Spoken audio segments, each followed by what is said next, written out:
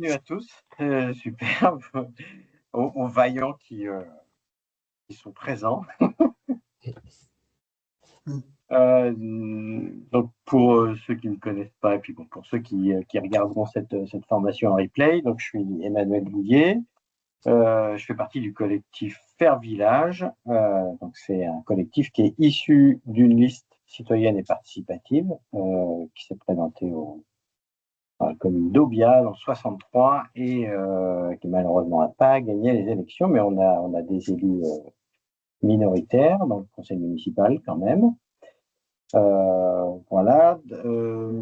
Mon métier, je suis directeur d'une collectivité, donc voilà, ça fait déjà quelques années que j'ai en charge cette collectivité. Donc les achats publics, c'est un peu mon quotidien. Et puis avant ça, j'étais responsable des travaux donc sur un aéroport. Donc voilà, la gestion de projet, la gestion d'achat, la gestion de travaux, et maintenant la gestion d'actifs et la relation aussi avec les élus et la justification d'achat public, etc. Voilà, tout ça, je baigne dedans. Donc on a voulu faire cette formation, c'est la première qu'on fait. Donc si le format plaît et est utile, peut-être qu'on continuera.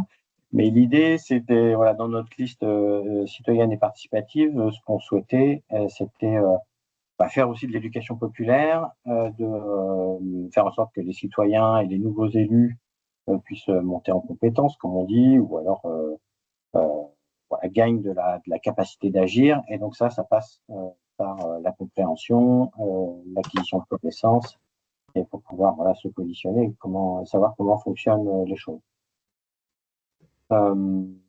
Le périmètre d'intervention, voilà, ce que n'est pas cette formation. C'est pas une formation professionnalisante, hein, on n'est pas le CNFPT. C'est une vision citoyenne et ce que ça n'est pas non plus. Voilà, on va pas se positionner sur un plan politique de dire qu'est-ce qu'est un gaspillage ou pas un gaspillage. Hein, on va pas dire voilà, la gauche gaspille parce qu'elle fait des dépenses publiques et la droite gaspille parce qu'elle fait des projets inutiles. Voilà, l'idée c'est pas ça, c'est plutôt qu'est-ce qui se passe dans les processus d'achat par des collectivités, où sont les pièges, qu'est-ce qu'il faut éviter et quelles sont on va dire les bonnes pratiques pour pouvoir assurer le devoir d'utiliser à bon escient les deniers publics. Voilà, donc du coup, je vais vous laisser la parole. Donc voilà, 1-2 minutes chacun. Donc, faut pas oublier d'appuyer sur le on du micro et bien de vous présenter. Et puis voilà, quelles sont vos attentes pour ce soir, pour cette formation, voilà, que je puisse y répondre. Je vais prendre de quoi noter. Alors, je sais pas, qui c'est qui veut commencer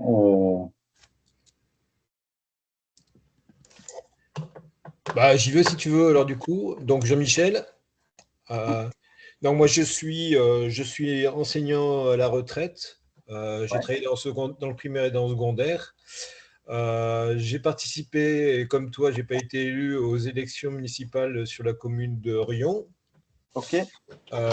Voilà, et donc en fait, si tu veux, moi c'est un domaine que je ne maîtrise pas beaucoup. Les seules expériences que j'ai eues, c'est mes participations récurrentes au conseil d'administration de collège dans lequel j'ai travaillé. Et puis éventuellement, comme j'ai fait partie de la cellule académique sur la recherche et l'innovation, et qu'il s'agissait aussi d'attribuer des fonds. Alors, c'était souvent des heures attribuées aux enseignants qui étaient actifs. Voilà, donc c'est les seules expériences que j'ai sur l'attribution des fonds publics. Et après, effectivement, moi, est-ce qu'il peut y avoir des différences? Mais ça, c'est peut-être à plus long terme, des différences suivant le niveau auquel on s'adresse, pardon. C'est-à-dire le local, le départemental, le régional, le national, voire l'européen. Là, je parle, ça, c'est quelque chose qui me parle sur le plan des des financements des projets innovants en particulier. Quelquefois, il y a des fonds européens. Et puis, ce que tu as dit, c'est-à-dire les processus, les pièges, les bonnes pratiques, c'est quelque chose qui, dans un premier temps, peut m'éclairer. C'est vraiment des choses qui sont peut-être un peu basiques et qui seraient intéressantes pour moi. Voilà. Ok. Merci. Alors, à suivre, il y a Laurence. Oui, est-ce que vous m'entendez? Ouais, oui. On t'entend, Laurence. Très bien. Oui. Alors moi, donc c'est Laurence. Je suis simple citoyenne, mais curieuse de tout. Donc, je suis membre du collectif Obia 2026 que j'ai connu pendant la campagne et maintenant donc de Faire Village. Et j'ai adoré la démarche participative qui a eu lieu lors de cette campagne. Et puis, je me suis surtout rendu compte que j'avais une grande ignorance de beaucoup de processus, que ce soit en politique ou en gestion. Donc, pour moi, l'éducation populaire, c'est vraiment important. Et c'est pour ça que je suis là. Voilà, voilà. Super. Alors, ensuite, il y a Salomé. Voilà, dans l'ordre où je les vois. Oui, bonsoir, vous m'entendez ou pas? Ouais, super. Ok. Alors, moi, je m'appelle Salomé, du coup. Je ne fais pas partie du collectif, je suis là simplement en tant que curieuse. Et aussi parce que je suis étudiante dans un milieu qui touche un peu à l'argent public. Parce que je travaille dans une association qui fait des prêts d'honneur à la personne. Donc, cette association utilise donc des fonds publics, des fonds du département, de la région. Et j'aimerais bien en savoir plus, savoir comment ça fonctionne. Et c'est pour ça que je suis là ce soir. Voilà. Ok.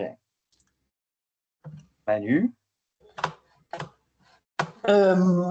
Oui, bonjour à tous. Donc, moi, je suis Emmanuel. Je fais partie de la liste participative Obia 2026, voilà, qui a donc perdu. Et puis, Emmanuel a proposé cette formation. C'est vrai que je ne connais pas grand-chose non plus. Je suis vraiment novice dans ce domaine-là. Et voilà, ça m'intéresse et c'est l'occasion d'apprendre et d'avoir une petite formation citoyenne. Et je te remercie, Emmanuel, de nous l'apporter. Voilà, c'est très humblement, je suis novice complètement dans ce domaine-là. Voilà. Mais curieuse aussi. Voilà. Bon, en tout cas, si vous avez des questions ou des interrogations ou des remarques pendant la présentation, n'hésitez pas à me couper, à intervenir. Hein. Voilà. Voilà, on n'est pas nombreux, donc c'est faisable. Et puis, il y a une vingtaine de slides, donc je vais essayer de ne pas passer trop de temps par slide, sinon on est là jusqu'à minuit. Voilà, alors on va aller un peu droit au but. Voilà, l'idée de cette formation, qui parle finalement d'argent public, c'est plutôt la question un peu sous-jacente qu'il y a, c'est comment éviter les gaspillages, puisque c'est un souci que peuvent avoir nos concitoyens. Voilà, on parle beaucoup de gaspillage d'argent public, mais voilà, qu'est-ce que c'est réellement qu'un gaspillage et pourquoi faut les éviter? Bon, il y a bien sûr des questions de bon sens. Il y a le devoir, c'est un devoir des élus et des fonctionnaires de faire bon usage des deniers publics. Donc ça veut tout et rien dire. C'est que derrière, il faut avoir des procédures, il faut avoir il faut avoir de la méthodologie, mais il y a aussi de la loi, vous verrez. Et puis, tout ça, ça doit s'inscrire dans une vision de ce que c'est que l'argent public, à quoi ça sert. Et ça sert avant tout, finalement, à mettre en place, à rendre service au public, donc à mettre en place des services publics. Et déjà, il faut considérer que le service public et les biens communs, donc les biens publics, le patrimoine, c'est une richesse collective. Et il convient d'en prendre soin, puisque c'est la richesse d'un peuple, c'est la richesse d'une nation, et qui est réellement une propriété collective. Et l'autre idée qui vient un peu nourrir cette réflexion, c'est donc un peu la même, mais dite différemment, c'est que les services publics sont le capital de ceux qui n'en ont pas. Hein, tout le monde ne peut pas avoir sa route, son hôpital, sa piscine, son école, sa bibliothèque. Il y en a qui peuvent se l'acheter, mais pour le commun des mortels, faut mettre en commun pour pouvoir avoir ce genre de moyens. Donc, voilà, c'est le service public, c'est le capital de ceux qui n'en ont pas. Donc, les risques d'une mauvaise gestion publique. Finalement, quelles sont les conséquences s'il y a une mauvaise gestion publique? Donc, tout de suite, ce à quoi on pense, c'est l'altération du consentement à l'impôt. Ça, c'est quelque chose qui est très important. C'est ce qui fait partie, une grande partie du contrat social. Si vous avez vos restes de philosophie, contrat social de Rousseau, où on accepte un certain nombre de contraintes en échange d'un certain nombre de bénéfices collectifs. Donc, par exemple, on accepte de payer de l'impôt si effectivement on a des routes, on a la sécurité, on a les écoles, on a les bibliothèques, on a les hôpitaux, etc., etc., etc. Mais si effectivement les citoyens voient que l'argent est mal employé ou que pour un même service, on utilise trop d'argent ou que l'argent est orienté vers des services qui sont pas au service de tous, oui, on peut avoir une altération du consentement à l'impôt et donc finalement au lien social et à ce qui fait société. Donc c'est un vrai enjeu pour la cohésion d'une société. Qui est qu'on soigne ce consentement à l'impôt. Ensuite, une des conséquences de la mauvaise gestion, évidemment, c'est la réduction des services publics, puisque quand vous avez une ressource publique, si vous utilisez trop d'argent pour cette ressource publique-là, nécessairement, vous allez réduire les services publics. Et ça, alors là, c'est la seule allusion idéologique que je ferai. Il y a aussi, il y a quand même une idéologie qui théorise l'effacement du bien public, de l'action publique. C'est l'idéologie libérale. Donc là, on vit dans un monde qui est aussi influencé par cette idéologie-là, et donc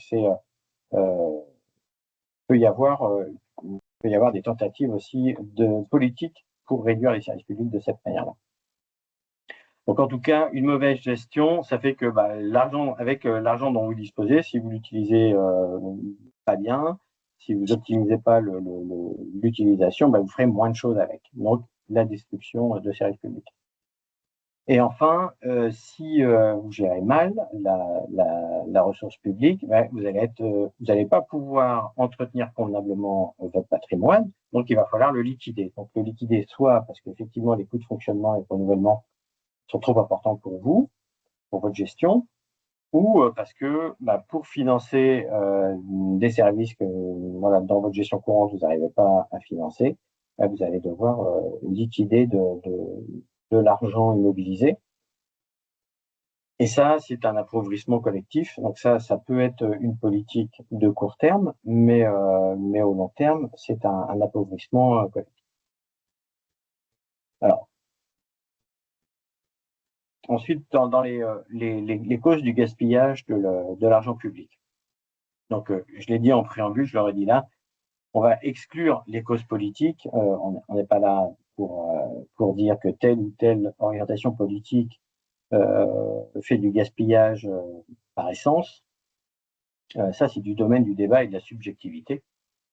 Donc, pour moi, il n'y a pas de gaspillage politique. Il y a des choix politiques qui peuvent être contestables et contestés. Mais en tout cas, le gaspillage, et là dont on va traiter ce soir, ça sera essentiellement d'un point de vue technique. Donc, l'idée de base pour bien gérer l'argent public, c'est l'idée que l'euro public dépensé, il doit rendre le plus de services possible, le plus longtemps possible, et on le verra en faisant en sorte qu'il crée le moins de perturbations possibles dans le système.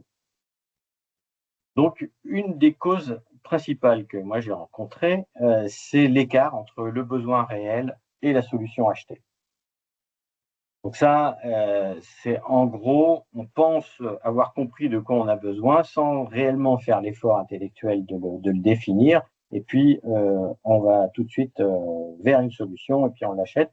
mais il y a un certain nombre de choses, du coup, qu'on ne vérifie pas. C'est le dimensionnement. Est-ce que ce qu'on achète est dimensionné à notre besoin? Est-ce qu'il a le bon niveau de qualité par rapport à l'usage qu'on en fait, c'est-à-dire l'intensité et la fréquence de l'usage? Au niveau des fonctionnalités, est-ce qu'on a bien fait le tour de l'ensemble des fonctionnalités que ce dont on a besoin? Voilà, est-ce que ce qu'on a acheté, est-ce que ça couvre bien l'ensemble des fonctionnalités dont on a besoin? L'ergonomie, c'est la manière dont on va l'utiliser, hein, de faire en sorte que voilà, ça soit agréable, non agressif, enfin voilà, que ça convienne à ceux qui vont l'utiliser. Et puis, tout ce qui est aussi de l'ordre de l'entretien, de la maintenance ou des consommables, puisque ça, souvent, c'est quelque chose qu'on peut oublier, c'est-à-dire qu'on voit uniquement le coût d'achat, mais derrière, il faut considérer le coût global, mais on y reviendra, tout ça. Hein. Et il faut considérer le coût global, c'est-à-dire le coût d'un entretien, le coût de la maintenance et le coût des consommables, d'exploitation. Ça, c'est la grande cause du gaspillage.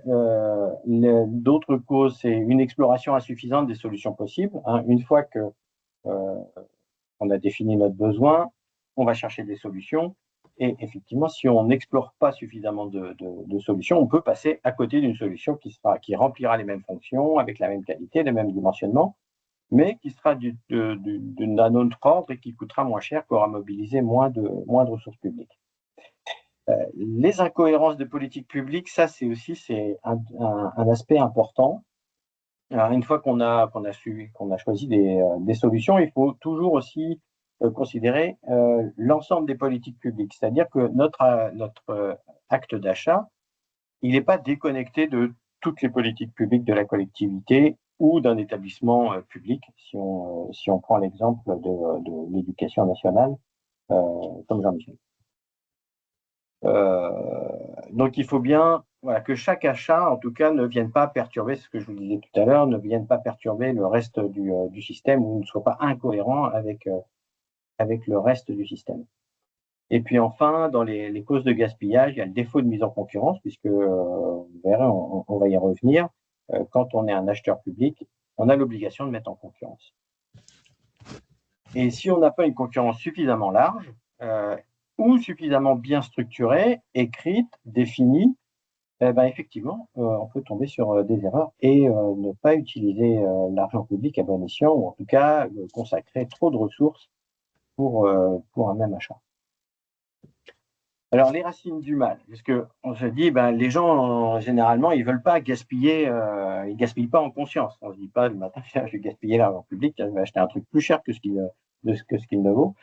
Non, généralement, hein, les élus ou les fonctionnaires qui peuvent prendre des décisions qui sont finalement pas les meilleures et qui finalement gaspillent l'argent public, c'est parce qu'il y a ce qu'on appelle le PFH. Je ne sais pas si vous connaissez. C'est le putain de facteur humain. Donc en gros, on est bourré de biais cognitifs et ces biais cognitifs-là altèrent notre jugement et finalement nous font prendre en toute bonne foi des mauvaises décisions. Donc il y a le biais de confirmation. Alors le biais de confirmation, c'est la tendance que nous avons naturellement à aller chercher les justifications de ce qu'on pense. Donc on se dit par exemple, voilà, sur cette route, je pense qu'il faut faire du gravillonnage. Bon, on va aller chercher des gens ou des informations qui vont justifier cette solution-là. Ça, c'est le biais de confirmation. Dans le biais de confirmation, il y a un autre phénomène, c'est de ne pas être discordant, c'est le phénomène de H, où là, dans un groupe, on a tendance, quand on voit que tout le monde est d'accord, on a tendance à être d'accord avec le groupe.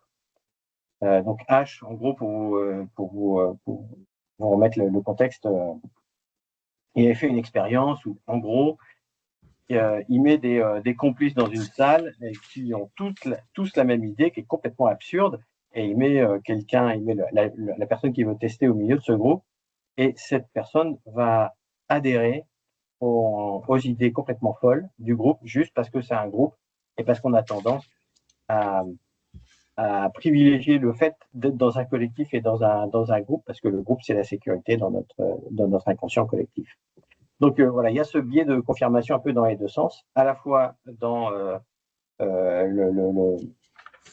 l'attitude qu'on a ou l'habitude qu'on a d'aller chercher des justifications de ce qu'on pense, et puis le fait de se conformer à un groupe qui est déjà constitué. Ensuite, il y a le biais de spécialisation. Donc ça, c'est la difficulté à se remettre en question quand on a un domaine de compétence en particulier, parce que c'est notre autorité symbolique dans un collectif, dans une organisation.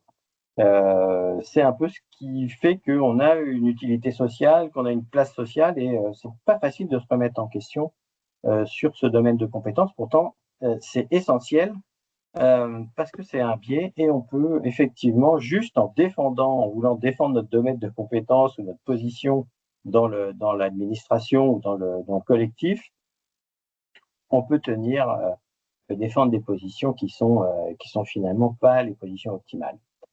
Le biais d'affinité, ça c'est l'attirance mécanique vers ce qu'on connaît. Alors ça peut être des techniques ou des gens. C'est-à-dire que quand vous devez décider quelque chose et que ça vient par exemple de gens que vous aimez bien, vous aurez tendance à aller dans leur sens. Si ça peut être aussi quand vous allez chercher des fournisseurs, vous allez avoir tendance à aller vers ceux que, si jamais vous en connaissez, ceux que vous connaissez, ceux que vous aimez bien, que vous avez l'habitude de pratiquer avec. Mais ça peut être aussi des affinités techniques, c'est-à-dire que ça va un peu avec la spécialisation. Si vous avez l'habitude de pratiquer telle ou telle technique, vous allez avoir tendance à la reproduire et à vendre cette technique-là.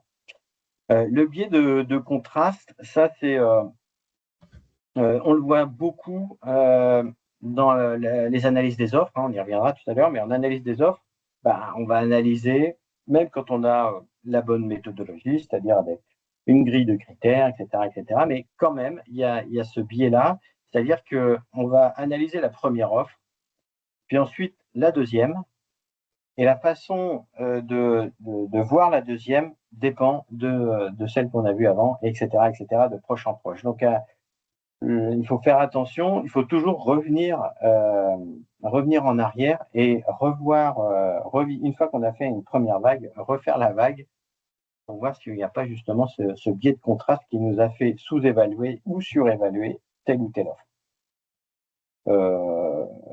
Là, ce biais-là, plus vous avez d'offres, et plus il va s'estomper, et moins vous allez avoir d'offres, et plus il va être fort. Donc, il faut être très vigilant. Le biais d'ancrage, c'est la survalorisation d'une première info. C'est-à-dire que vous êtes devant un problème, et puis il y a quelqu'un qui va dire « mais moi, voilà, je sais, cette solution, c'est là, il faut acheter ça ».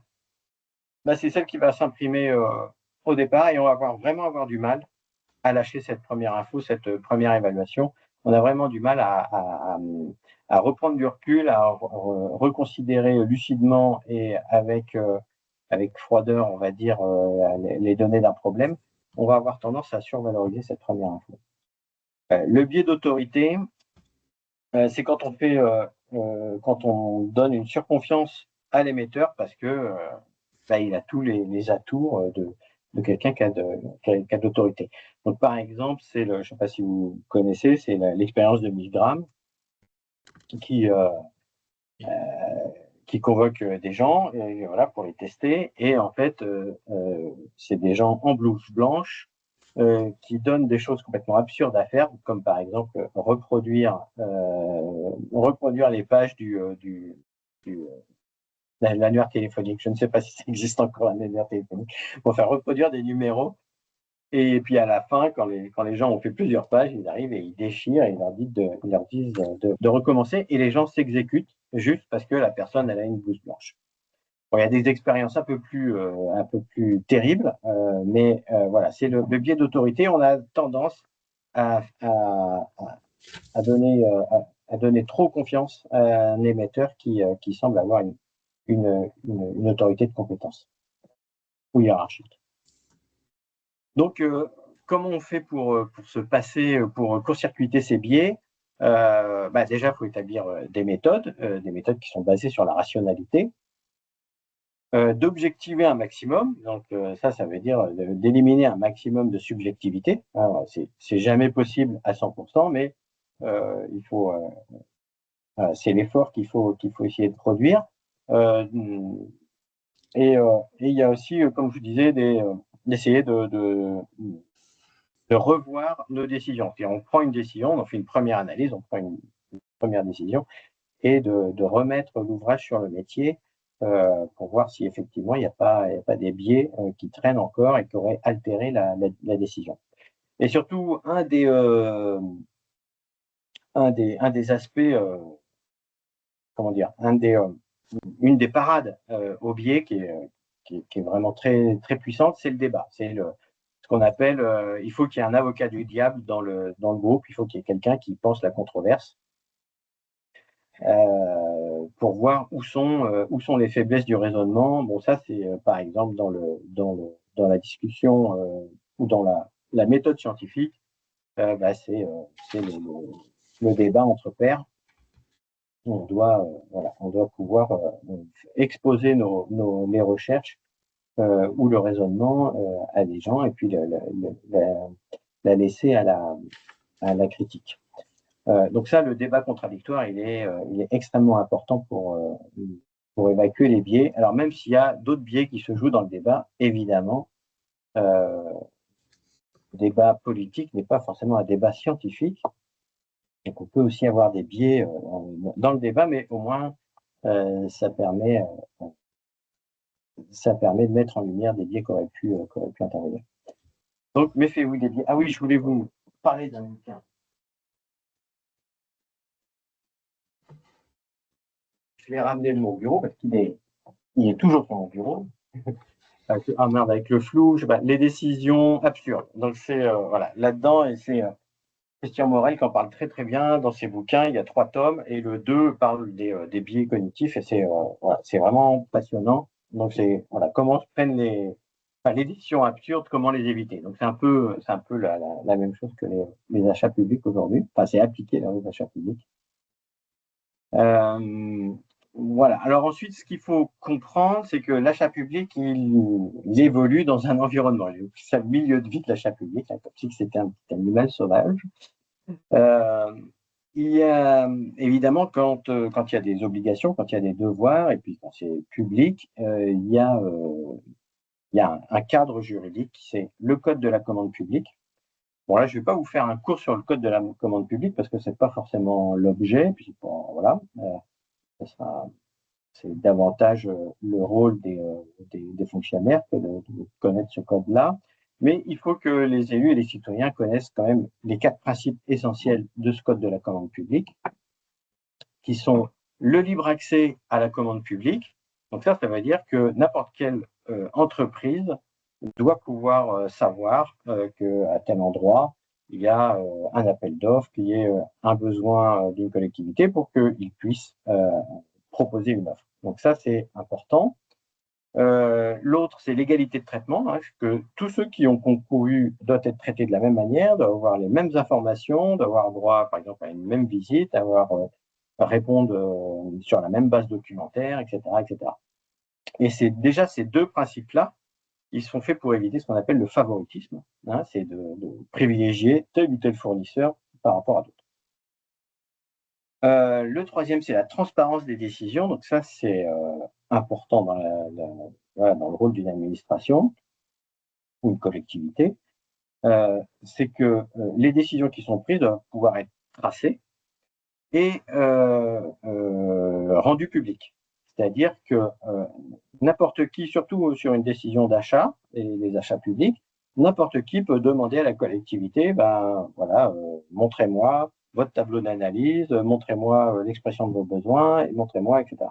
Et si la personne n'obtient pas ce qu'elle souhaite comme information de la part de la collectivité, elle peut faire appel à la CADA, c'est la commission d'accès à la documentation administrative, qui, elle, une fois saisie, va se substituer au requérant et va demander à la collectivité d'effectivement de produire ces informations-là. Donc, c'est un droit des citoyens et des entreprises et il faut faire, et c'est de notre devoir, en tout cas, comme élu ou fonctionnaire, que de répondre à ce besoin-là. Donc, transparence des décisions, ça veut dire il faut que les décisions soient écrites, tracées et puissent être communicables.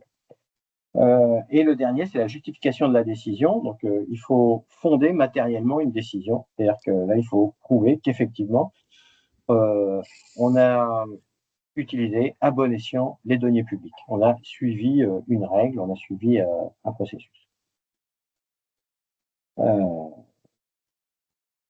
Alors, ça va être peut-être la slide la plus chiante de la formation. Donc, voilà, ce qu'il faut savoir, sans aller très loin dans toutes les procédures, etc., mais ce qu'il faut que vous sachiez en tant qu'élu ou citoyen, c'est que le Code de la commande publique impose deux types de seuils aux acheteurs publics. Un seuil sur la publicité et un seuil sur la procédure. Donc, la publicité, c'est l'obligation d'annoncer sur tel ou tel support votre achat. Donc, le profil acheteur, ça c'est juste sur un site internet. Le BOMP, c'est le bulletin officiel des marchés publics. Et le JOE, c'est le journal officiel de l'Union européenne. Donc là, vous voyez, suivant la complexité et la cherté, on va dire, le montant du marché ou de ce qu'on a à acheter, et suivant la nature de ce qu'on a acheté, eh bien, il va y avoir différents seuils. Hein, vous voyez, on a différents types. Il y a fournitures et services, travaux et prestations intellectuelles. Donc, mais les prestations intellectuelles, elles sont là traitées à part, mais en vrai, elles sont traitées, du point de vue des seuils, elles sont traitées comme des fournitures et services. Mais c'est qu'ensuite, dans la commande publique, elles sont traitées un peu différemment, notamment au niveau des clauses, des cahiers des clauses administratives générales. Donc, je ne peux pas vous envoyer davantage, mais juste que vous sachiez ça, que voilà, une collectivité, suivant le montant de ce qu'elle a acheté, elle doit répondre à des seuils de publicité ou de procédure.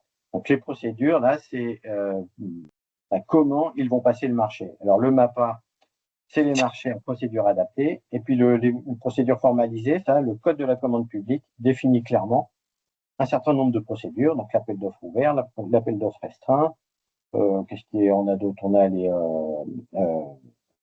les marchés subséquents. On a, il y a tout un tas de procédures qu'on peut choisir suivant la stratégie et l'enjeu de notre achat. Mais ce qui va beaucoup nous intéresser, c'est les MAPA, les marchés en procédure adaptée. Donc ça, le législateur, depuis une vingtaine d'années, a laissé le choix aux collectivités d'adapter leurs procédures. Hein. Avant, il n'y avait que des procédures formalisées. Donc maintenant, ils nous ont laissé le choix, enfin maintenant, ça fait 15 ou 20 ans que ça existe, de la procédure. Mais ce qui veut dire, quand on a de la liberté, ça veut dire qu'on a de la responsabilité. Donc, on est toujours soumis aux mêmes devoirs, mais on est responsable vis-à-vis de ces devoirs. Et donc, il ne faut pas choisir une procédure complètement légère quand on a un bien stratégique, complexe ou cher. Donc, il faut faire attention à ça, parce que vous voyez, sur les travaux, les procédures formalisées elles commencent à 5,4 millions. Donc, ça veut dire qu'en dessous de 5,4 millions, on peut adapter notre procédure. Donc, il ne faut pas s'amuser à dire, moi, je vous demande juste 3 devis pour un truc à 4 millions. Ça, ce n'est pas possible. Donc voilà, la procédure adaptée, on ne fait pas n'importe quoi, il faut que ce soit, comme son nom l'indique, il faut que ce soit adapté. Mais ça laisse plus de responsabilité, hein, la liberté, il y a son corollaire qui est la responsabilité. Donc, une fois qu'on a parlé de ça, de ce contexte dont on ne peut pas en faire l'économie du Code des marchés publics, ce qui va vraiment être important, la première pierre de l'achat public, c'est l'expression du besoin. On l'a vu tout à l'heure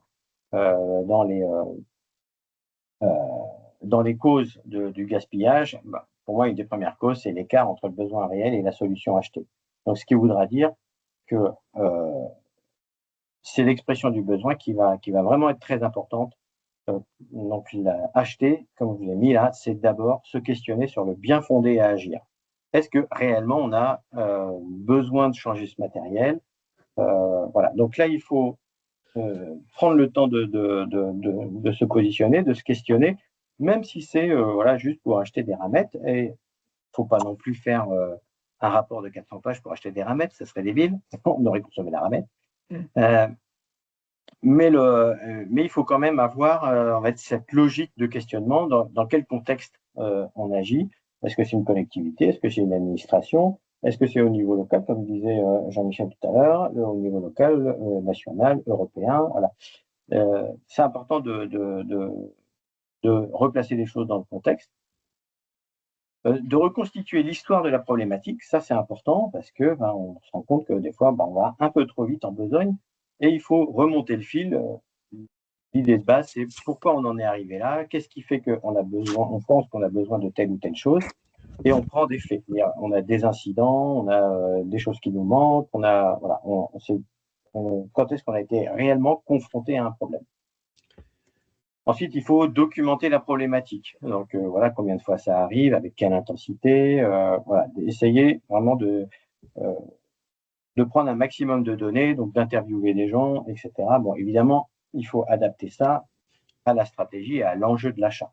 Mais un minimum, c'est pas mal.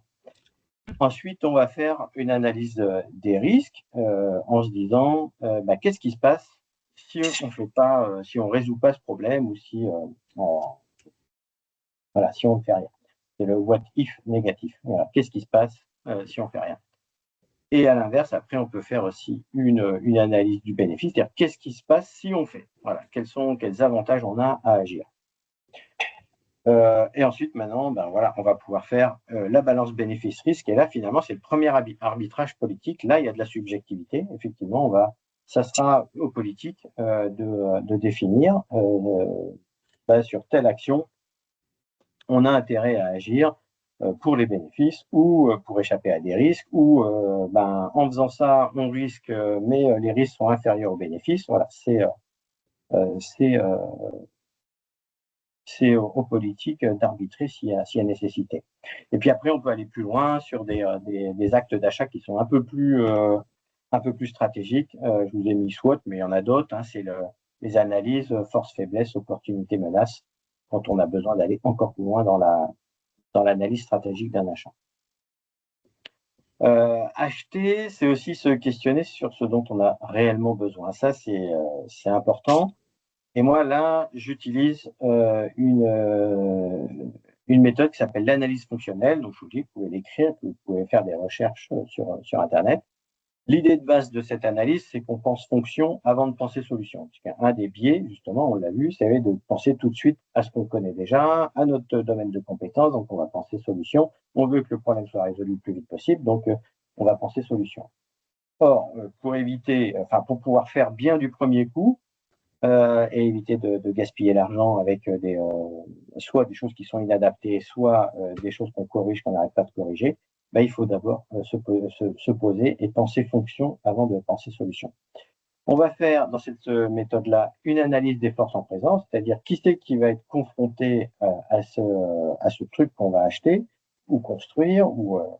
Donc il y a les utilisateurs bientôt, mais bien sûr, mais il y a aussi l'environnement, il y a ce qui est dit des normes, etc. Enfin, il y a tout un tas de choses qui vont utiliser et d'autres choses autour de cet objet qui vont exercer des contraintes. Donc, on fait un petit bilan des forces en présence. Ensuite, on fait le catalogue de toutes les fonctions qu'on attend du bidule qu'on veut acheter ou créer. On va recenser toutes les contraintes. Et puis, on va décliner ça, on va décliner toutes les fonctions en termes de performance et de situation de vie. Et là, voilà, les situations de vie, ça c'est un truc aussi qu'on oublie souvent, mais il faut faire cet effort intellectuel. Alors, souvent, je donne comme exemple une anecdote qui est bien connue en achat public, c'est par exemple un hôpital qui investit dans un nouvel IRM. Alors la machine est superbe. Alors ils ont pensé à plein de choses. Ils ont pensé à renforcer le plancher. Ils ont pensé à renforcer l'alimentation électrique. Ils ont pensé à former le personnel. Ils ont pensé à plein de choses. Mais ils ont pensé la situation d'exploitation. Et ils n'ont pas pensé la situation de mise en place. Et la porte est trop petite. Et il faut défoncer le mur pour pouvoir faire rentrer la machine. Voilà, par exemple, ce genre de choses. Et donc ça, c'est du gaspillage, puisque c'est quelque chose qu'on aurait pu anticiper et qu'on n'a pas anticipé. Donc voilà, il faut de la méthode pour penser toutes les fonctions attendues dans toutes les situations de vie du bien. Et donc, cette méthode-là, elle va ressortir un cahier des charges fonctionnel, c'est-à-dire voilà, toutes les fonctions avec les caractéristiques de ces fonctions qu'on attend du bien. Là, je vous présente un truc que j'aime bien, qui illustre bien le truc. C'est cette histoire de besoin, c'est vraiment pas évident, puisque suivant le point de vue que vous avez, ben, vous voyez pas la même chose, vous voyez, entre ce que le client exprime, ce que le chef de projet a compris, ce que l'ingénieur a conçu, ce que le programmateur a écrit, ce que le responsable des ventes a décrit, voilà, comment le projet a été documenté. Vous voyez, il n'y a pas de documentation. Ce que finalement on a installé parce que voilà, on a fait plein d'économies et finalement on a installé un truc peut-être trop simple. Ce qui a été facturé. Et puis à la fin, est-ce que vraiment le client avait réellement besoin? Donc voilà, pour éviter de gaspiller l'argent, faut se poser la question de quoi on a réellement besoin pour qu'effectivement on achète le juste nécessaire. En fait, c'est l'idée de l'analyse fonctionnelle, c'est de trouver le juste nécessaire. Là, je vous ai mis un petit exemple de comment un outil que moi j'ai mis en place, puisque dans ma fonction, je gère une délégation de service public. Donc, je suis une autorité délégante et j'ai un délégataire. Et dans ma fonction, la collectivité délégante, elle investit. Et donc, mon délégataire, il va me faire des demandes d'achat. Et donc, moi, mon rôle, c'est de vérifier qu'il a réellement besoin ou qu'en tout cas, ce qu'il me demande, ça correspond effectivement à son besoin. Donc, voilà, ça pas forcément, vous voyez, ça fait pas forcément un document hyper compliqué de 40 pages. Ça tient sur une page et on lui demande, voilà, pourquoi on demande cet achat. Est-ce que c'est une question de vétusté, d'obsolescence, d'exploitation, de décarbonation, puisque la décarbonation fait partie de la stratégie de la DSP. La mesure du problème, voilà, quelles sont les informations factuelles, qu'est-ce qui est arrivé qui a fait que le problème est apparu. Donc là, on va quantifier les objectifs qu'on attend, les performances qu'on a besoin. On va essayer de traduire ça en fonction. Et puis, quelles sont toutes les solutions qu'on a étudiées, à quoi on a pensé et qu'on a chiffrées. Et moi, derrière, en tant qu'autorité délégante, je vais voilà, j'ai mes 3 questions. Est-ce que l'intervention est appropriée? Et donc, si ce n'est pas le cas, je lui demande de revoir sa copie. Est-ce que c'est critique aussi? Est-ce qu'il y a une question de criticité vis-à-vis de la continuité de service? Puisque moi, c'est un de mes critères importants dans une délégation de service public. Et puis, est-ce qu'il y a une question de maintenance, de renouvellement ou de upgrade, c'est de changement d'échelle? Mais ça, c'est lié à la DSP, puisque lui, il me doit la maintenance et moi, je lui dois le renouvellement. Donc, voilà, pour ne pas cacher de la maintenance dans du renouvellement. Donc voilà, vous voyez, c'est pas forcément très, très compliqué, mais en tout cas, il faut avoir cette logique de revenir à la source du problème, de qualifier le problème, de le quantifier, de le traduire en fonction, surtout en performance qu'on a besoin, les contraintes auxquelles on doit être soumis, et puis de voir si on a suffisamment exploré les solutions. Donc, une analyse fonctionnelle, ça va nous donner ça. Alors, voilà, je suis graphique, alors j'aime bien ce truc-là. C'est que, voilà, au milieu, vous avez votre truc, le truc qu'on doit acheter ou construire ou concevoir. Et on fait le bilan des forces en présence, tout ce qu'il y a autour. Donc, il y a les usagers, il y a le service qui va être rendu, il y a les normes, les lois, etc. Il y a tout un tas de choses. Et ce qu'on appelle FP, c'est les fonctions principales. Donc là, clairement, on va les formaliser d'une certaine manière. On va dire, notre truc, il sert à un tel à faire quelque chose et de telle manière. Et puis les fonctions contraintes, c'est notre truc, il doit être compatible avec telle chose, ou il doit se conformer à telle chose, ou il doit s'adapter à telle contrainte. Voilà.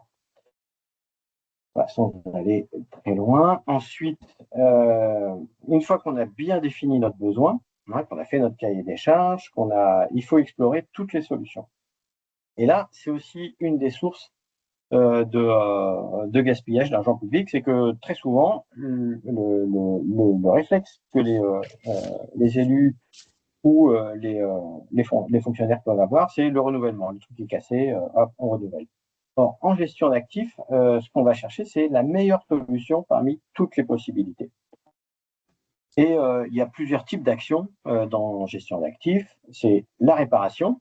Hein, ça, c'est par rapport à la performance. On rétablit le bien ou l'actif dans ses performances. La reconfiguration ou la réhabilitation. Donc ça, on va augmenter les fonctionnalités. On va ajouter ou transformer des nouvelles fonctionnalités à l'actif. Ou la mise en conformité. Donc ça, on va agir par rapport aux contraintes. Les contraintes évoluent et il faut faire évoluer le bien. Donc c'est un peu même acabit, on va dire, que la réparation, mais c'est appliqué aux contraintes. Et puis ensuite, il y a le renouvellement ou la création. Donc là, voilà, on a quatre axes autour desquels on peut aller chercher des solutions quand on est devant un problème d'achat public. Voilà. Ensuite, quand on a un certain nombre de solutions qui sont devant nous, il va falloir choisir. Et moi, je n'ai pas trouvé mieux que la grille multicritères pondérés pour dompter cette complexité et faire les meilleurs choix.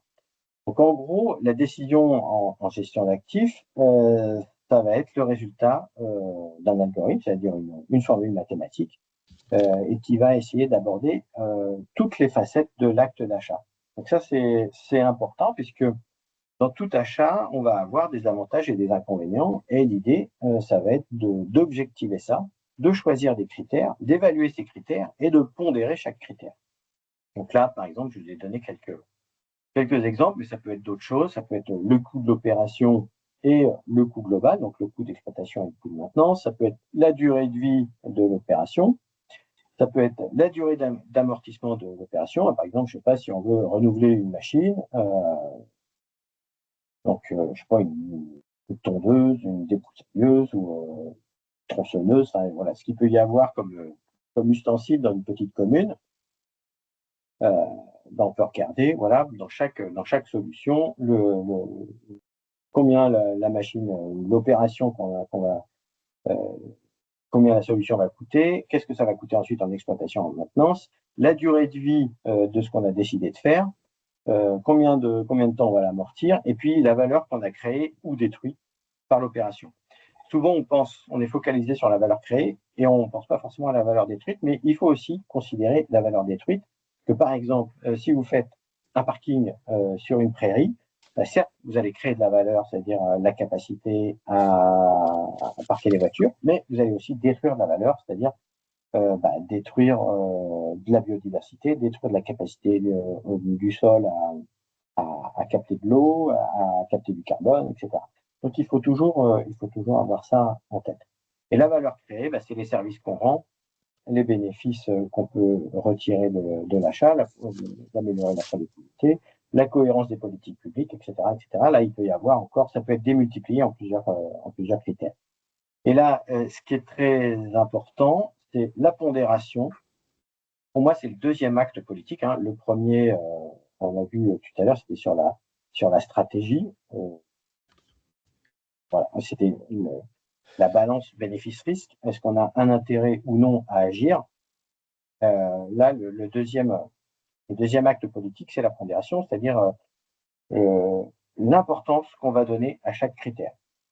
C'est-à-dire que si pour vous, politiquement, vous voulez un truc qui coûte le moins cher possible, ça va être le coût qui va être prioritaire. Si vous voulez quelque chose qui va être très qualitatif ou qui va créer de la valeur, ça va être la valeur créée qui va être plus importante. Ou si ce qui va être important pour vous, c'est la préservation de l'environnement. Voilà. Donc, vous allez choisir comme ça une pondération de chaque critère et c'est ça qui va donner votre couleur politique. Et c'est pour ça que, pour moi, il n'y a pas de politique gaspilleuse, il n'y a que des politiques qui choisissent des pondérations, qui choisissent des critères et qui choisissent une priorisation dans les critères. Ensuite, une fois qu'on a choisi notre solution, l'important, ça va être la mise en concurrence. Donc là, il ne faut pas le confondre avec la recherche de solutions. Ça, c'est un biais ou une erreur qu'on voit souvent, c'est qu'on a un besoin, je sais pas, voilà, on a cassé une tronçonneuse ou il y a une tronçonneuse qui fonctionne pas bien. Le réflexe, c'est la solution, c'est on en achète une nouvelle. Et puis on va mettre en concurrence. Sauf que la recherche de solutions, la sélection d'une solution et la mise en concurrence, c'est pour moi des choses différentes. D'abord, il faut choisir stratégiquement ce qu'on fait. Est-ce qu'on répare? Est-ce qu'on achète? Est-ce qu'on upgrade? Ça, c'est déjà le premier choix. Et ensuite, on met en concurrence. Donc, on va...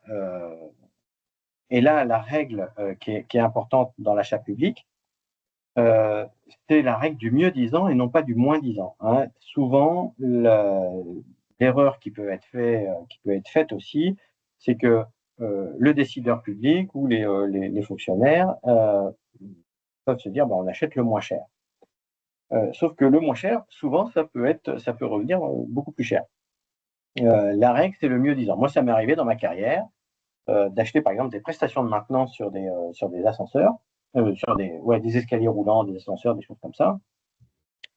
Et dans mon analyse du mieux-disant, donc c'était pas le moins cher qui sortait, et les élus ont absolument voulu acheter le moins cher. Donc, on a obtempéré, on a acheté le moins cher, mais l'entreprise n'est jamais venue, n'a jamais commencé ses prestations. Donc, on a dû les mettre en demeure, les prévenir des pénalités qu'elles encouraient, leur réclamer les pénalités, et finalement, ils ont mis fin au marché et j'ai dû relancer un marché. Et finalement, cette fois, évidemment, les élus ont suivi la règle du mieux-disant. Donc, le mieux-disant, c'est vraiment important puisque c'est l'équilibre, en fait, qualité-prix. Hein. Donc, c'est pour ça, mais ça, vous pouvez le faire que si, effectivement, vous avez bien mesuré votre besoin, si vous êtes au clair avec votre besoin. Donc voilà, on a sélectionné la solution la plus stratégique. Maintenant, il faut sonder le marché, et c'est ce que je vous disais au tout départ. Hein, là, on va vraiment dépenser l'argent. Donc, il faut toujours avoir en tête que l'argent public qui est dépensé, il doit rendre le plus de services possible, le plus longtemps possible, en générant le moins possible de perturbations. Donc ça, c'est une vision systémique de la robustesse. Il faut que le système soit robuste et résilient. Donc, les étapes importantes pour ne pas rater sa mise en concurrence. D'abord, il faut s'informer, aller chercher toutes les fournitures qui rentrent, qui peuvent répondre à votre besoin. Le benchmark, c'est d'aller voir comment on fait les autres, parce que des fois, c'est pas la peine d'inventer l'eau chaude ou qui mouille. Et il y a peut-être déjà des gens qui ont déjà testé des choses, qui peuvent nous faire un retour sur l'expérience en disant non, ça, je trouve que c'était bon, mais c'est pas bon, etc. Et pas hésiter à faire jouer vos réseaux, donc soit d'élus, soit de citoyens, soit de professionnels. Ensuite, il y a la rédaction des pièces. Ça, c'est très important, puisque dans les pièces, si c'est mal rédigé, vous pouvez fermer la concurrence. Il y a des fois, en fait, il faut faire attention, parce que des maîtres d'œuvre ou des bureaux d'études, pour avoir tel type de solution technique, ils vont vous faire un cahier des charges techniques qui ferme la solution. En fait.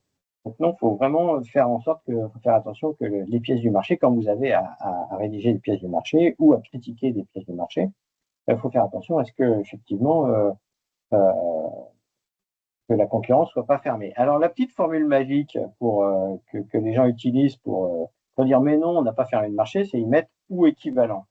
Mais c'est pas suffisant, il faut vraiment décrire les fonctions qu'on a besoin avec quelle performance et quel niveau de qualité. Ensuite, il faut bien faire attention aux cohérences entre les pièces techniques et administratives. Puisque ça, si on ne fait pas attention à ces cohérences-là, et s'il y a des failles dans les pièces techniques ou administratives, les gens s'engouffrent, les entreprises peuvent s'engouffrer pour ensuite vous proposer des travaux supplémentaires puisque vous n'avez pas tout vu. Alors, on ne peut jamais tout voir, mais il faut avoir quand même cette vision de bien faire gaffe aux pièces, à la cohérence des pièces. Moi, dans mon premier travail, je travaillais dans le privé et effectivement, on m'a formé à ça, d'étudier les cahiers des charges techniques et administratifs pour voir où sont les failles pour qu'en cours de chantier, on dise, ah ben là, c'était pas prévu, il faut travaux supplémentaires, et hop, ça a amélioré grandement la marge. Voilà, donc pour de vrai, ça existe. Ensuite, choisir sa procédure, voilà, il faut, ce que je vous disais tout à l'heure, il ne faut pas confondre confort et responsabilité. C'est pas parce que le code des marchés publics nous donne beaucoup de liberté qu'il faut faire n'importe quoi. Il faut adapter notre procédure à l'enjeu et à la stratégie de notre achat. Bien sûr, pour respecter les seuils, on en a parlé, et faire connaître son appel d'offres. Donc, même si vous êtes en dessous des seuils qui vous obligent à telle ou telle publicité, c'est quand même de votre intérêt à ce qu'on connaisse votre offre pour pouvoir avoir le plus de choix possible et surtout pour répondre à nos obligations de libre accès à la commande publique.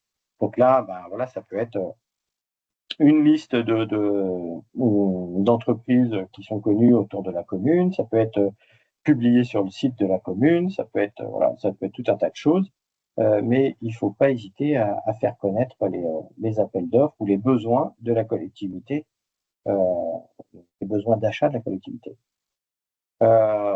Et quand il y a des visites à organiser, ça c'est pour les chantiers en général, c'est pour les achats un peu gros, là il faut vraiment faire attention à l'égalité de traitement. L'égalité de traitement, il faut la même information, les mêmes documents.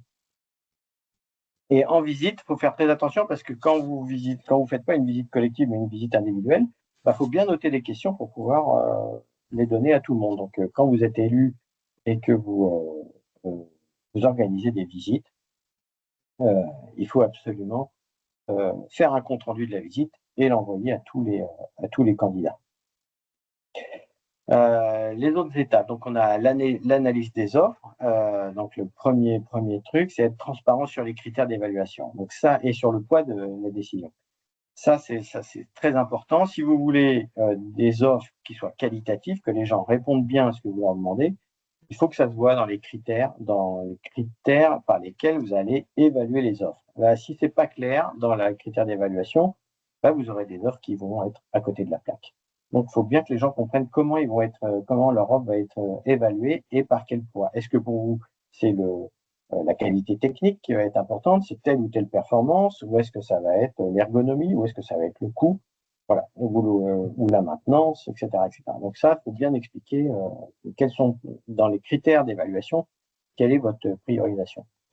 Le deuxième point sur l'analyse des offres, c'est l'évaluation objective des critères. C'est qu'une fois que vous avez donné des critères, il faut dire dans chaque offre quel élément d'offre vous avez retenu et comment vous l'évaluez. Puisque ça, on l'a vu, dans l'achat public, vous pouvez avoir des recours. Des gens peuvent vous demander les tableaux d'analyse des offres.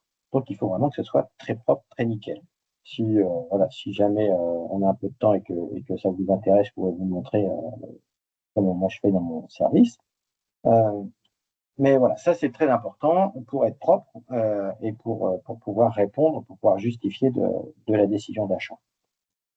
Pour argumenter les choix, évidemment, quand on a fait ce travail-là, c'est bien plus facile. Ensuite, on envoie le courrier au non retenu, il y a la lettre de notification retenu, et ensuite l'ordre de service de déclenchement de l'acte d'achat. Dans les critères, ces fameux critères d'analyse des offres. Alors, les critères de base, c'est facile à retenir, c'est CQFD, coût, qualité, fonctionnalité, délai. Donc les coûts, on va prendre l'achat, la maintenance, les consommables, on en a déjà grandement parlé. Au niveau de qualité, on va regarder la fiabilité, la maintenabilité, la disponibilité. Donc la disponibilité, c'est le fait que la machine fonctionne quand on en a besoin. La fiabilité, c'est le fait que la machine ne tombe pas en panne quand on l'utilise.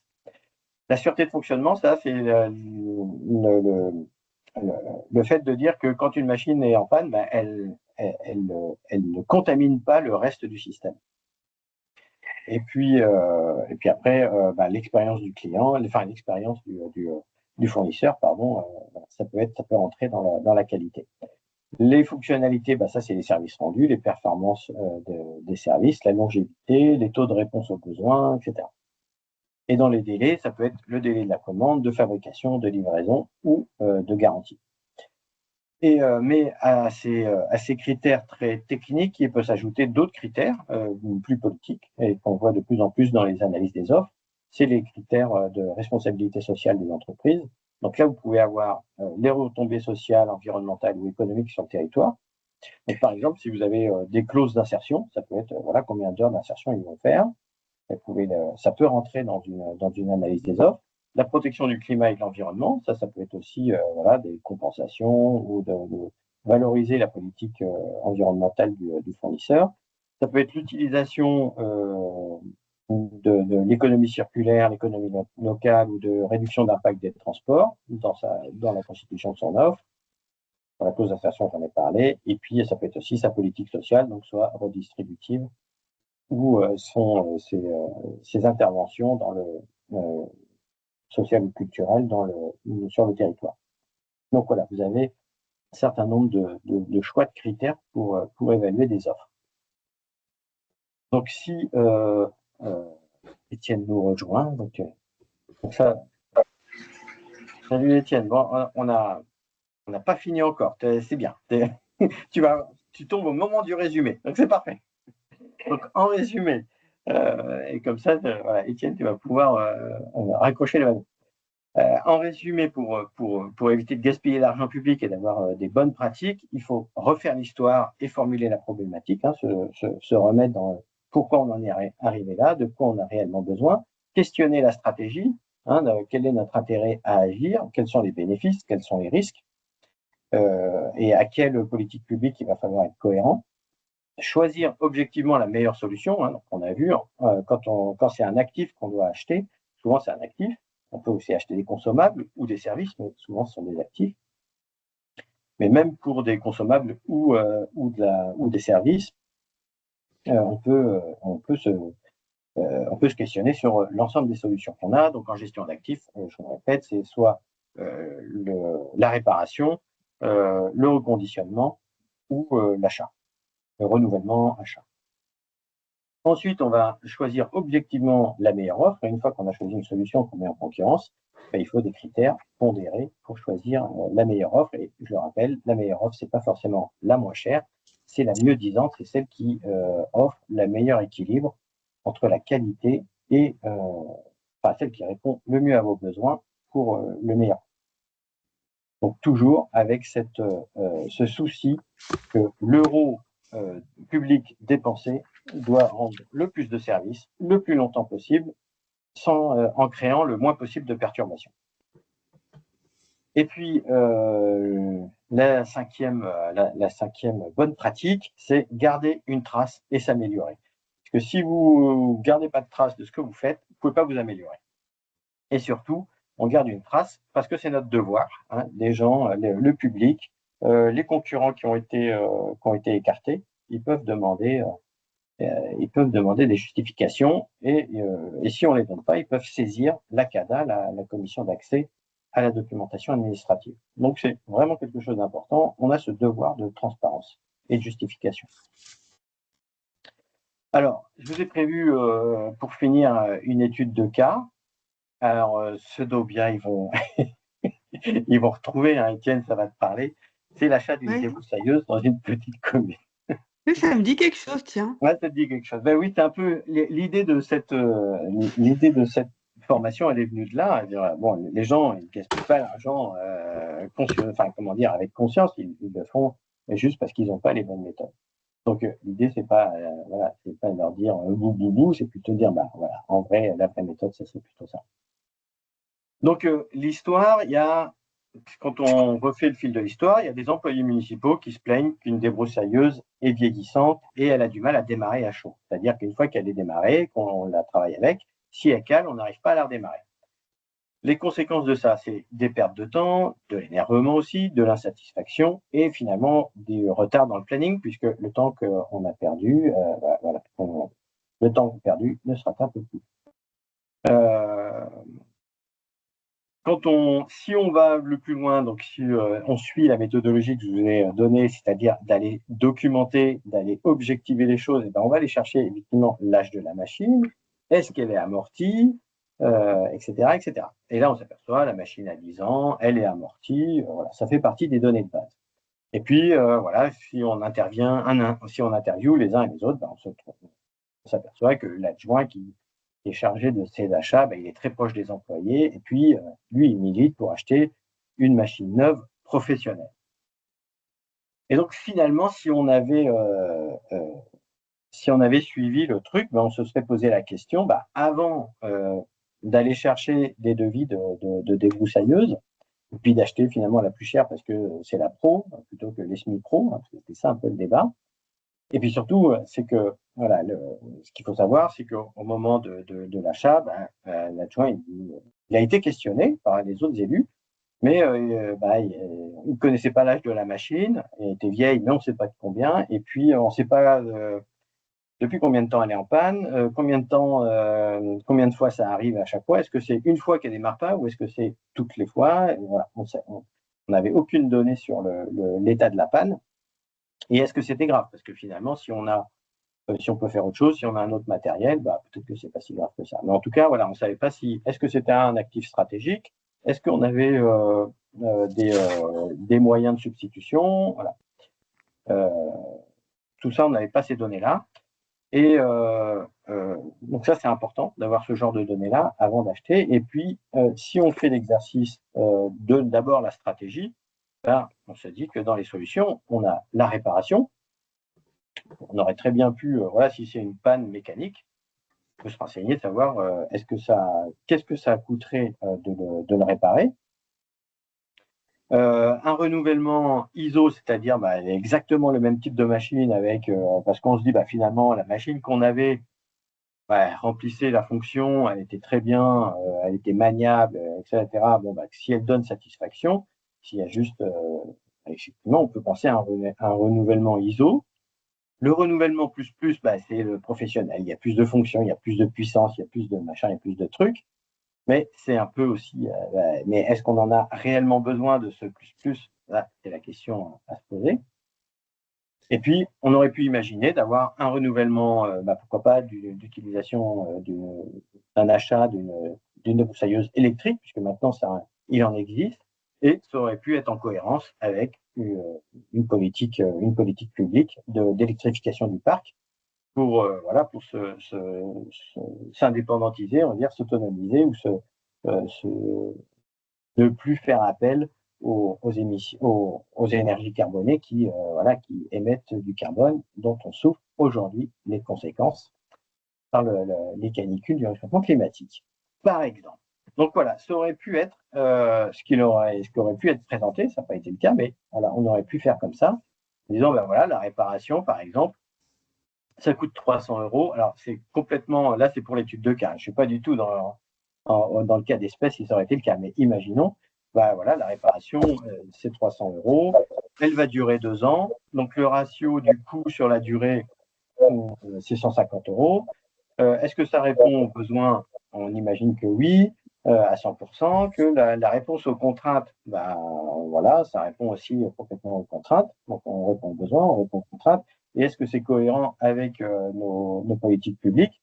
Bah, on aurait pu dire oui à 75% dans le sens où on ne rachète pas du nouveau matériel, c'est-à-dire on n'utilise pas des nouvelles ressources, on fait tourner le plus longtemps possible le matériel qu'on a, mais pas tout à fait parce que bah, effectivement on utilise toujours les énergies carbonées. Le renouvellement ISO, ben voilà, c'est le coût d'une machine neuve, 900 €, imaginons que sa durée de vie est de 5 ans, donc ça fait un ratio à 180 €. Ça répond aux besoins et aux contraintes, mais moins à nos cohérences de politique publique, puisque là, ben, on achète du neuf, donc finalement, on use les ressources de la Terre plus qu'il n'en faut. Le renouvellement plus, ben, on aurait vu que ben, voilà, c'est une machine qui est plus puissante, donc elle dure plus longtemps. Peut-être qu'elle était de meilleure qualité, plus robuste, professionnelle, donc elle dure plus longtemps. Ça peut être son avantage. Et donc ça, on va le traduire dans le ratio coût-durée de vie. Et puis, est-ce que ça répond aux besoins? Alors, on peut dire que ça répond encore plus aux besoins, mais finalement, c'est de la surqualité. Donc là, ce qui va nous permettre d'évaluer cette réponse aux besoins, on va pas donner des meilleures notes au-delà de 100 €, au-delà de 100%, pardon. On va plutôt raisonner en écart type. Hein, si on vise le 100%, si on est, je sais pas moi, à plus ou moins 10%, ben, on a 5. Si on a plus ou moins 20%, on a 4, etc. etc. La note diminue au plus on s'éloigne de la cible. Et de la même manière pour les contraintes. Et là, en contrainte, voilà, on aurait dit que peut-être qu'elle impose davantage de contraintes parce que peut-être qu'elle est plus lourde, peut-être qu'elle demande d'autres matériels de support. Et puis, en termes de cohérence de politique publique, on aurait vu qu'on était un peu à côté de la plaque. Le renouvellement électrique, peut-être que ça aurait coûté plus cher, une machine plus chère, mais qui aurait été plus cohérente avec les politiques publiques. Donc là, vous voyez, on a une analyse multicritère. Après, on aurait choisi de donner plus de poids soit au ratio coût-durée de vie, soit aux réponses aux besoins, soit aux réponses aux contraintes, soit aux politiques publiques. On aurait classé en fait ces critères par ordre de priorité. Ça nous aurait donné un choix stratégique, donc soit la réparation, soit le renouvellement ISO, voilà. Et on aurait pu lancer à ce moment-là une mise en concurrence dans la stratégie qu'on aurait employée. C'est-à-dire sur la réparation, on aurait demandé plusieurs devis à des réparateurs, sur le renouvellement ISO, etc., etc. Donc là, et puis là, dans la mise en concurrence, on aurait pu décrire un peu plus ce qu'on veut, publier par exemple sur le site de la mairie, envoyer des mails aux fournisseurs locaux, à tous les fournisseurs qu'on connaît, au moins 3 fournisseurs, et puis d'évaluer les fonctions, les performances, les coûts et les contraintes. Voilà. Donc, pour la petite histoire, dans ce cas-là, ce qui a été choisi, c'est le renouvellement plus. Mais finalement, si on avait mené la réflexion et la méthodologie comme je vous l'ai présenté, peut-être que ça aurait été juste une réparation. Ça aurait coûté moins cher à la collectivité. Voilà pour cette formation. J'espère que ça n'a pas été trop rapide pour vous et trop mitraillette. Voilà, si vous avez des questions ou des témoignages aussi, ou est-ce que ça a répondu à vos attentes de départ, s'il y a des points où vous voulez revenir, il n'y a pas de souci. Vous pouvez allumer vos micros et prendre la parole. Déjà, est-ce que ça a été compréhensible? Est-ce que ça va ou je vous ai complètement perdu? Non, ça a été compréhensible et ça va demander digestion. Ouais. Oui. Donc, je vous enverrai, il y aura le replay, mais je vous enverrai aussi le PowerPoint là. Si vous voulez revenir sur des choses. Non, c'était assez clair, mais c'est vrai que ça fait beaucoup d'éléments à prendre en compte. Mais le déroulement était très, très clair, très logique. Alors moi, j'avais noté une question, mais je n'arrive pas à me relire. Donc, quand tu parlais de la mauvaise gestion, à un moment donné, tu disais réduction des services publics. Et tu disais que c'était relié à l'idéologie libérale. Qu'est-ce que tu voulais dire? Ouais, c'est la seule entorse que j'ai faite. C'est que c'est vrai que l'idéologie libérale, elle, ce qu'elle recherche, c'est le moins d'État possible, voire pas d'État du tout. Hein, les libertariens, c'est la phase, comment dire, la section, je ne sais pas comment on dit, la forme ou la version la plus ultra du libéralisme, et pas d'État du tout. Donc, ça veut dire la destruction des services publics. D'accord, ok. Donc là, c'est une question idéologique. Donc, mais c'est pas du tout. Ils ne gaspillent pas, du coup, puisqu'ils ne veulent rien dépenser. Donc, oui, je comprends. Mais donc là, donc il faut faire gaffe parce que la destruction de services publics, c'est soit idéologique, c'est ce que je voulais dire, soit c'est un choix politique, soit effectivement, c'est une conséquence d'une mauvaise gestion. C'est-à-dire que si, admettons qu'on a, un budget de 5 millions, mais qu'on gère mal ces 5 millions, on pourra faire moins de choses. Alors que d'optimiser l'utilisation des services publics, si on a tout le temps ce souci de se dire l'euro que je vais investir, il faut que je fasse gaffe, il faut qu'il dure le plus longtemps, il faut qu'il me serve qu'il me rende le plus de services et qu'il perturbe le moins mon système, mes politiques publiques, qu'il soit le plus cohérent dans mon système, bah, là, je vais pouvoir faire beaucoup plus de politique publique. Et quid de l'endettement? Parce que, à la limite, si on n'a pas de sous, on peut ça, en c'est quelque chose qu'on emprunter. n'a pas abordé. Parce que là, c'est vraiment l'achat. Mais ça, on pourra faire. Bah, écoute, je le note parce que c'est une bonne idée de formation. Mais ça va être plus sur le financement. Comment on finance les politiques publiques? Et ça, c'est quelque chose qu'on pourra aborder dans une autre formation, parce que c'est aussi tout un univers. Mais là, c'est vraiment, voilà, on est devant un achat, on a besoin d'un service, on a besoin de fournitures, on a besoin de travaux, on a besoin de prestations intellectuelles. Alors, c'est pareil qu'un service. Voilà. Quelles questions on doit se poser pour acheter ce qu'on a réellement besoin? Par exemple, mais c'est une autre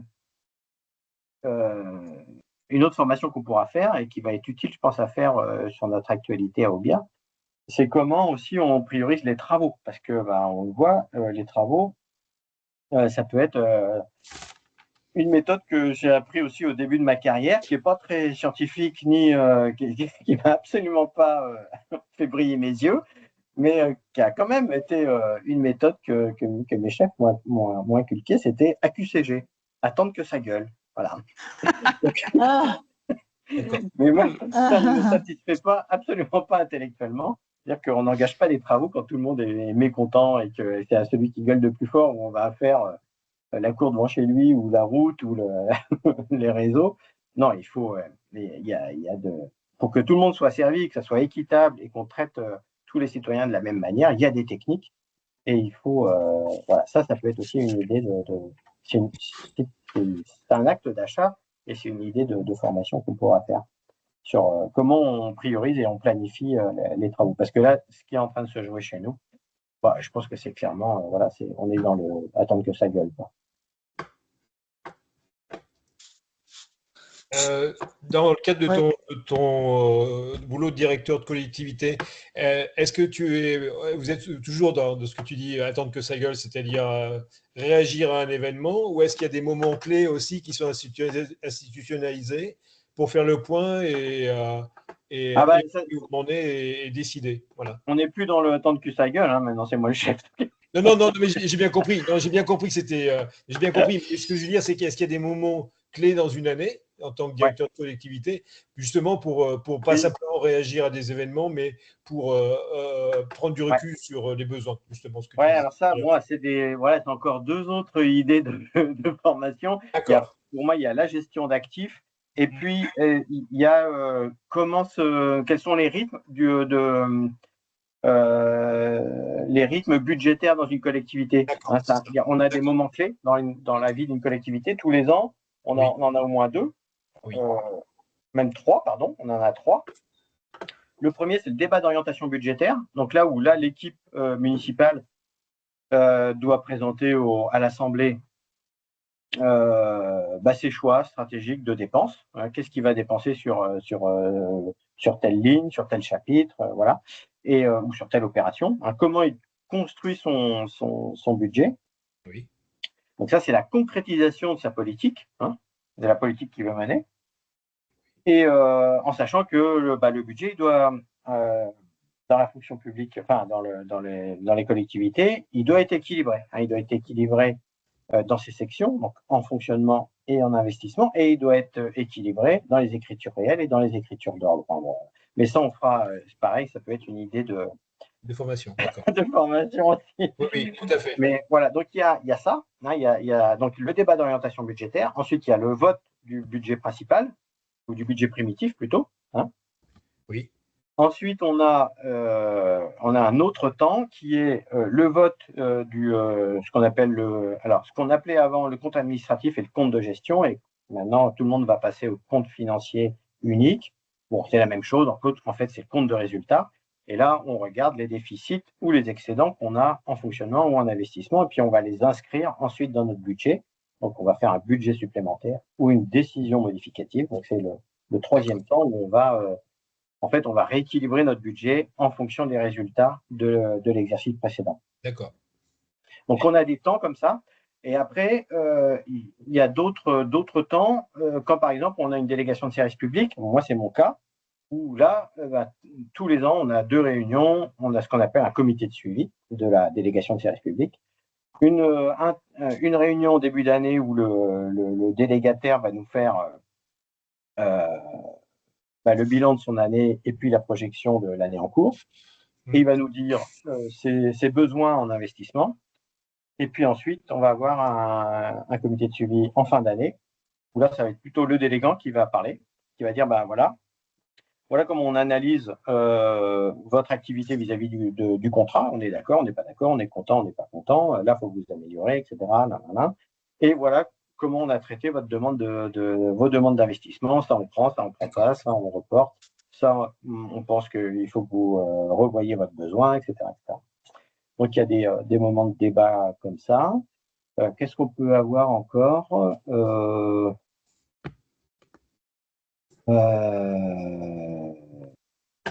Non, après, moi, dans ma collectivité, je présente ce qu'on appelle un PPI, donc un planning prévisionnel des investissements au moment du débat d'orientation budgétaire.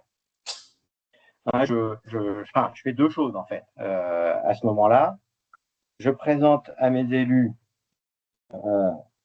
un projet, un plan pluriannuel des investissements, donc recalé, tous les ans je le recale, puis voilà, on a fait ça se reporte, ça en fait, il y a un nouveau besoin qui est arrivé, donc on l'a mis, machin, etc. Donc je vais justifier chaque investissement, où est-ce que je le mets, la priorisation, et où est-ce que je le mets dans le temps. Donc il y a d'autres, mais ça c'est pareil, ça mérite une autre formation, parce que construire un PPI, c'est pas juste mettre les uns derrière les autres, il y a des critères. Voilà. Et l'autre chose que je leur soumets, c'est une prospective. C'est-à-dire, avec mon PPI, avec les dépenses de fonctionnement que je vais faire, les politiques qu'on va poursuivre et voilà ce qu'ils vont dépenser. Voilà comment ça va agir sur mes finances publiques. Voilà comment évoluer mes ratios. Il y a un certain nombre de ratios qu'on regarde. Et je vais dire, voilà, du coup, ça tient ou ça tient pas, ou pour que ça tienne, voilà ce qu'il faut faire, etc. D'accord. Dans les ratios, mais ça, pareil, ça peut être une idée de faire une prospective, ça peut être une idée aussi de formation. C'est intéressant. On va regarder la rigidité du budget, notre capacité de désendettement. Il y a plein de trucs à voir. Alors, en plus du fonds de roulement et du besoin de fonds de roulement, il y a quelques autres ratios qui sont importants à avoir pour vérifier que ce qu'on propose aux élus ou ce que les élus ont envie qu'on applique, parce que voilà, les politiques, elles peuvent émaner de l'administration, mais elles peuvent aussi normalement, elles doivent descendre des élus, quoi. Mais bon, suivant les collectivités, ça peut être à l'initiative des fonctionnaires qui proposent et les élus en débattent, quoi. Donc voilà, ça peut être les temps un peu les temps importants dans la vie d'une collectivité où on parle des achats.